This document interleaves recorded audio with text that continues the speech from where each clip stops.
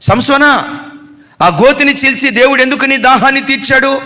సంసోనా, ఫిలిస్తీన్ల చేతిలో పడకుండా ఒక్క గాడిద ఎముకతో ఎంత గొప్ప అఖండమైన విజయాన్ని దేవుడు నీకు ఎందుకు అనుగ్రహించాడు?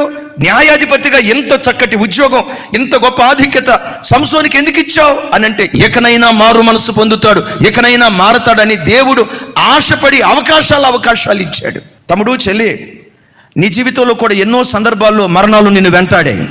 మరణదూత నిన్ను వెంటాడింది. అది ప్రమాద రూపంలో కానీ, యాక్సిడెంట్ రూపంలో కానీ, రోగం రూపంలో కానీ, రకరకాల పరిస్థితులు గుండా మరణదూత నిన్ను వెంటాడితే వాటన్నిటిలో నుంచి దేవుడు నిన్ను విడిపించి జీవప్రాప్తురాలిగా బ్రతికేటట్లుగా అనుగ్రహాన్ని దేవుడు నీకు నాకు దయచేశాడు. ఎందుకు దయచేశాడో తెలుసా? నీ యోగ్యతను బట్టి కాదు, నీ అర్హతను బట్టి కాదు, నీ భక్తి జీవితాన్ని బట్టి కాదు. ఆయన కృపలను అనుభవిస్తూ ఎకనైనా నీవు నేను మారతావని దేవుడు ఆశపడి మేలులు చేయుట ఆయన మానలేదు.